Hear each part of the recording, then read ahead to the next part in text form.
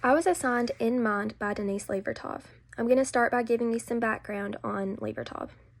Denise Levertov is an American naturalized poet, though she was born in Britain.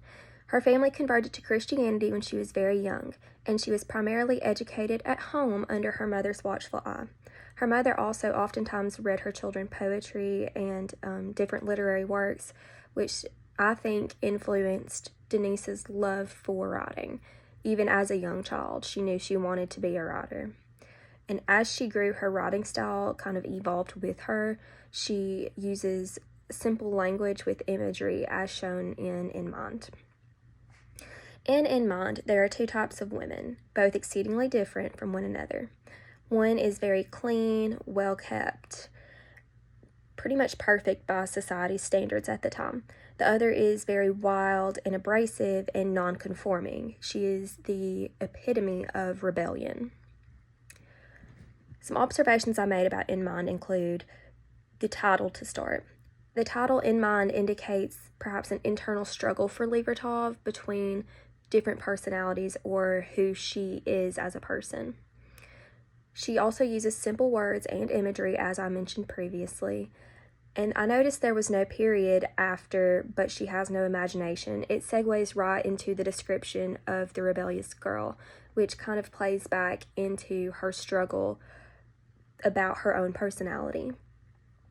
Another thing that I think influenced this writing was her Christian upbringing. The good girl, the one that is perfect by society standards, she is very general, very basic. She's described as unadorned, fair-featured, smelling of apple and grass. She wears a smock or a shift, and she has light brown, smooth hair, and she's very kind and clean, but she doesn't have any imagination. She fits in the box, I guess you could say. She serves as kind of the angel. She is very light and airy and the epitome of perfection, much as in Christianity, an angel kind of serves as that light. On the other hand, the bad girl is very exuberant. She's turbulent. She's a moon-ridden girl or old woman who wears opals and rags and feathers and torn taffeta, and she knows peculiar songs, and primarily she is unkind. The description of the moon-ridden kind of made me think of darkness, and when we think of darkness in Christianity, that is associated with the devil. So that's kind of how her religion played into her writing. In a deeper analysis of it, I noticed that the writer's lead of "there in my mind" is meant to help the reader kind of understand that the writer feels at conflict with herself and with who she is supposed to be as a person. She struggles with kind of her own identity and is really trying to convey that to the reader so that they can have a deeper understanding of the poem and where she's coming from. In Mind, Denise Levertov shows her own inner identity struggle. The two women represent the different parts of herself, both the light and the dark, and that again goes back to the angel and the devil from her Christianity roots.